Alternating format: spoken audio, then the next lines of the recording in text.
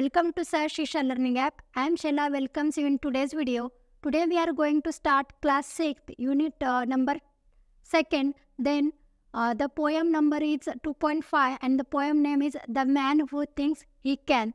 विद्यार्थी मित्रांनो, आज आपल्याला इयत्ता 6वी मधला सेकंड जो युनिट आहे त्यामधली एक पोयम घ्यायची आहे ज्याचं नाव आहे the man who thinks he can. म्हणजेच काय एक सुंदर असा मेसेज या पोयम थ्रू आपल्याला दिलेला आहे. जर एखाद्या व्यक्तीला काही करण्याची इच्छा असेल तर ती इच्छा तो पूर्ण करू शकतो. Here man it means not a man, it's ladies and gents, boy, girls, all are including in the word that is man. Man म्हणजे इथे फक्त माणूस म्हणून घेतलेला नाही आहे, तर हा माणूस म्हणजे व्यक्ती. व्यक्तीमध्ये मग मुलं, छोटी मुलं, मोठे मुलं, मुलगा, मुलगी, माणूस, बाई सगळे आलेले आहेत. मग आता या पोयममध्ये नेमकं सांगितलेलं काय आहे तर आपल्याला पोयमच्या नावावरूनच कळतं आहे की जर तुम्हाला काही करण्याची इच्छा असेल किंवा जर तुम्हाला जे वाटतंय त्या पद्धतीनेच तुम्ही वागता आणि त्याच गोष्टी तुमच्यासोबत घडत असतात, मग यामधून आपल्याला काय शिकायचं आहे तर बघा. त्यासाठी आपण फर्स्ट पोयम रीड करूया. If you think you are beaten you are. जर तुम्हाला वाटत असेल, बिटन इट मीन्स तुम्ही हराल. जर एखादी गोष्ट किंवा एखादा खेळ असेल, एखादा गेम असेल, जेव्हा तुम्ही प्ले करताय तेव्हा तुमच्या मनामध्ये सुरुवातीलाच जर भीती असेल की हे आपण हरणार आहोत तर निश्चितच तुम्ही ती गोष्ट हराल. का तर इथे आपली जी निगेटिव्हिटी असते ती कुठेतरी आपल्या यशामध्ये अडथळा आणते. So always think positive, then you have to complete your own achievement.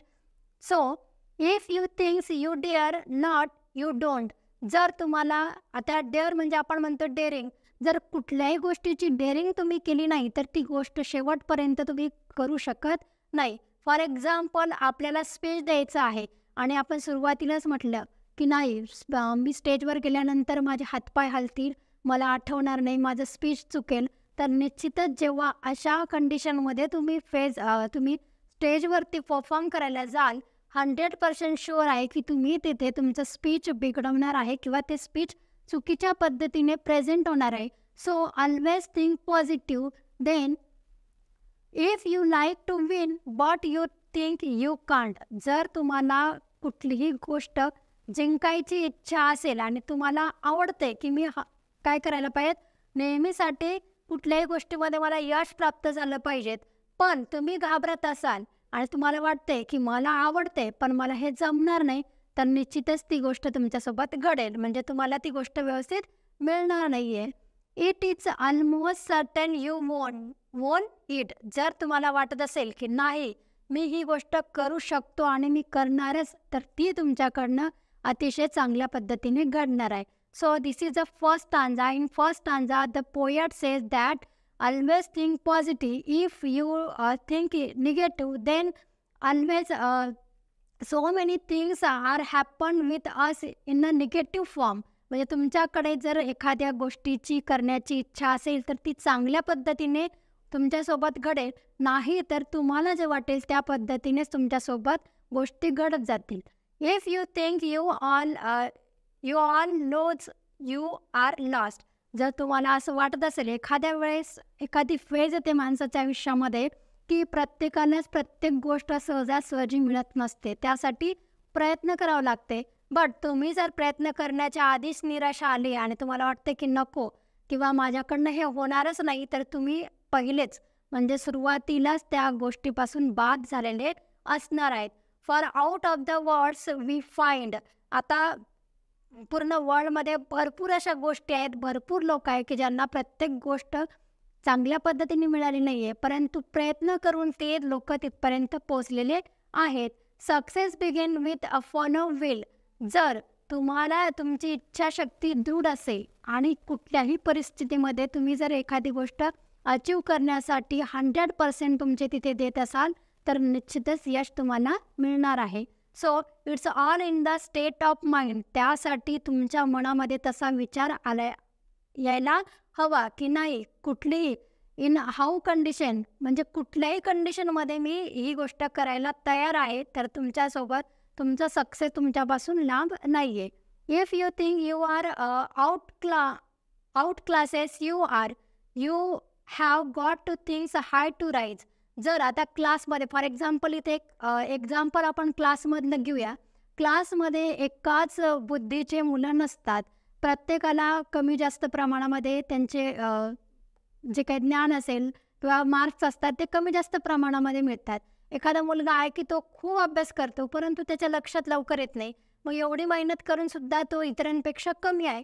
मग अशा वेळी जर आपण विचार केला की नाही, मला काहीच येणार नाही, मला जमणारच नाही, मी कितीही केलं तरी माझ्यासमोर बाकीचे जातात, तर अशा वेळेला तुम्हाला तिथे नाही काय होईल, तुमचा मोटिवेशन जे आहे, मोटिवेट आहे तुम्ही, ते होणार नाही. तुम्हाला जी गोष्ट भेटायची त्यापासून दूर दूर तुम्ही जाल.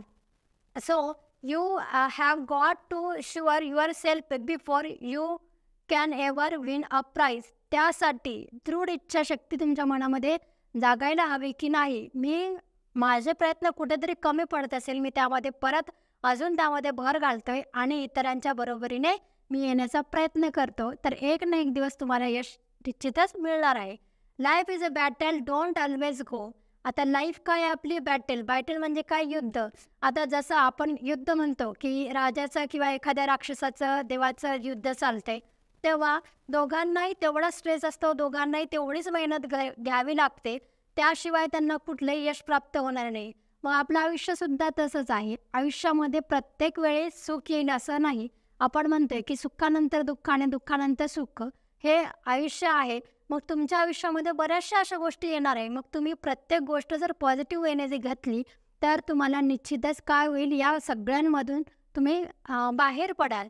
So to the stronger or faster man. मग कोणाकोणाला वेळ लागेल, तर कोणी त्यावरती चांगल्या पद्धतीने भरारी घेऊ शकेल. But soon or let the man who wins. आता एखाद्या साठी आपल्याला नेहमी सुरुवातीपासूनच धतावं लागत असते. फॉर एक्झाम्पल आता मार्क मिळवायचे 10thमध्ये, मग आपण खूप अभ्यास करतो. पहिल्या वेळा आपल्याला कमी मार्क्स मिळेल, पण जर आपण आपला प्रयत्न असंच कंटिन्यू ठेवला, तर फायनल एक्झाममध्ये निश्चितच याचे आपल्याला रिझल्ट चांगल्या पद्धतीने मिळतो.